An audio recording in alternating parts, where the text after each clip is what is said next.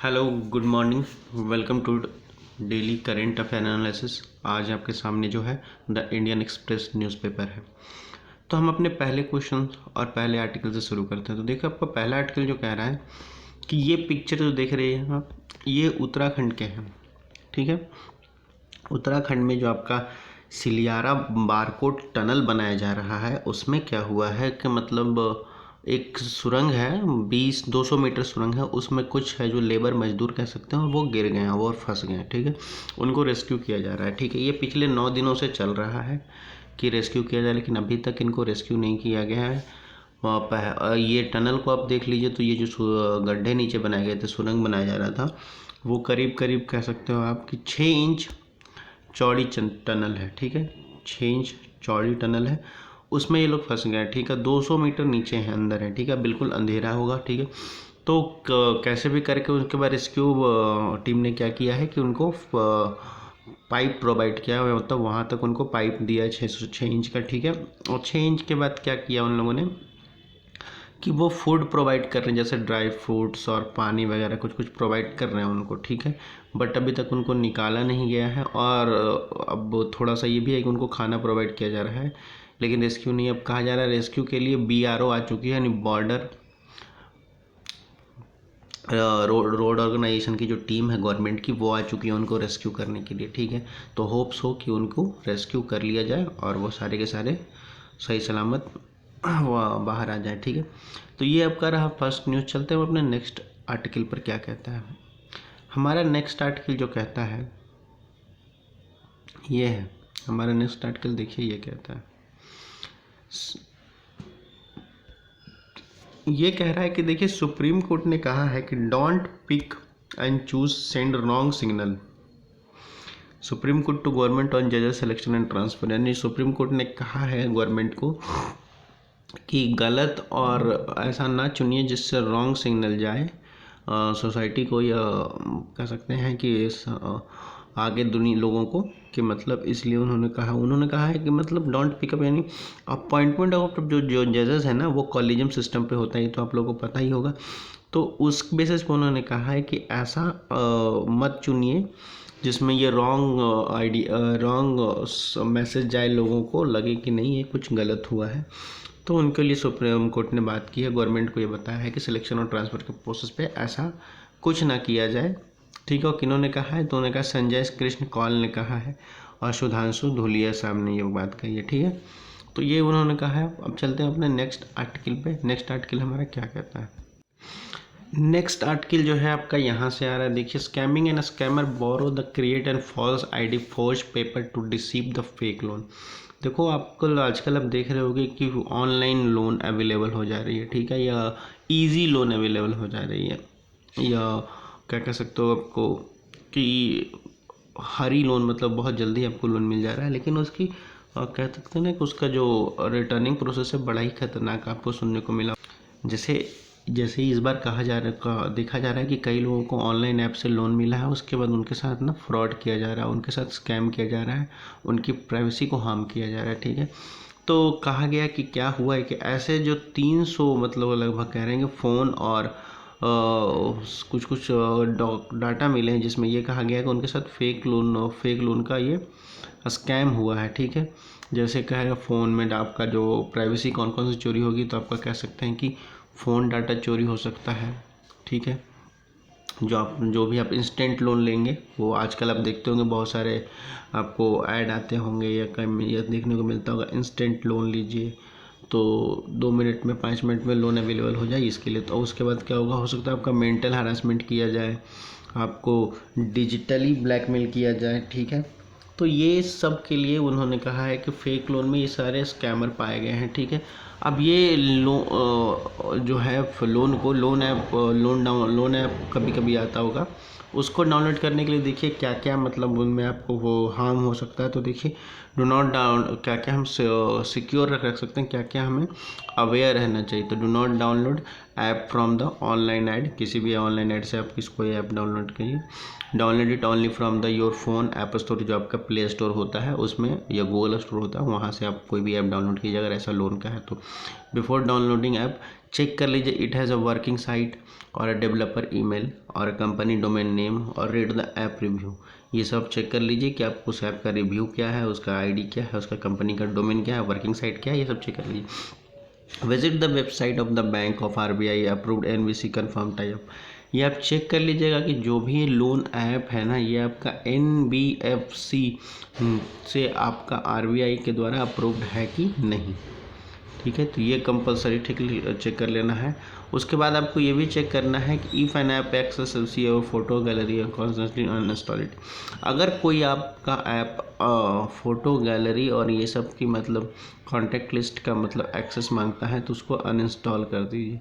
ये आप देखते होंगे ना कि कोई हम ऐप डाउनलोड करते हैं तो उसमें आपको ये मांगा जाता है ना कि लोकेशन कभी कभी मांगता है, या ऐप गैलरी का एक्सेस मांगता है, कॉन्टैक्ट लिस्ट का एक्सेस मांगता है, तो उसके लिए तो वो कहा जा रहा है कि इसको सॉरी अनइंस्टॉल कर दीजिए। क्योंकि जब आपको गैलरी और कॉन्टैक्ट लिस्ट से क्या लेना देना है, आप अगर लोन प्रोवाइड कर रहे हो तो बेसिक सी बात है। ठीक है, तो ये रहा आपका ये न्यूज़ जो वो स्कैमर का है। ठीक है, चलते हैं हम अपने नेक्स्ट आर्टिकल पर, वो क्या कहता है।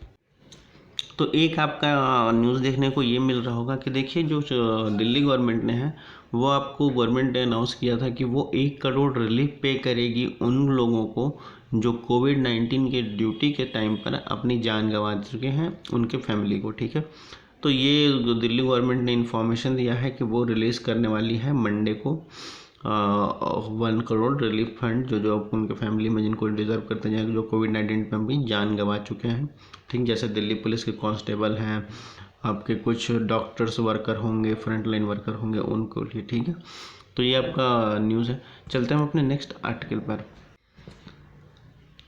देखिए, तो एनजीटी यानी नेशनल ग्रीन ट्रिब्यूनल जो है वो उन्होंने बोला है कि not enough done to control the farm fire in Punjab, यानी इतना कुछ किया नहीं गया अभी तक जिससे क्या हो सके कि पंजाब में जो फार्म फायर है यानी खेतों में जो पराली जलाई जा रही है या स्टेबल बर्निंग कर सकते हैं, उसको कंट्रोल किया जा सके। अभी तक ऐसा कुछ निर्णय नहीं लिया गया है। ठीक है, तो ये आप पहले देख लीजिए कि आप लोग मुझे कमेंट सेक्शन में बताइएगा कि एनजीटी यानी नेशनल ग्रीन ट्रिब्यूनल आपका कॉन्स्टिट्यूशनल बॉडी है या नॉन कॉन्स्टिट्यूशनल बॉडी है, फटाफट आप लोग कमेंट सेक्शन में बताइएगा। तो ठीक है, तो हमारा देखिए कहता है कि पंजाब में बात कर ली जाए तो टिल 19 नवंबर यानी 19 नवंबर तक बात कर ली जाए यानी सैटरडे तक आपका, तो रिपोर्ट किया गया है कि कम से कम इतना फार्म फायर यानी 34,459 यानी लगभग 35,000 के लगभग खेतों में आग लगाई गई है, यानी स्टेबल बर्निंग की गई है। ठीक है, अब 35,000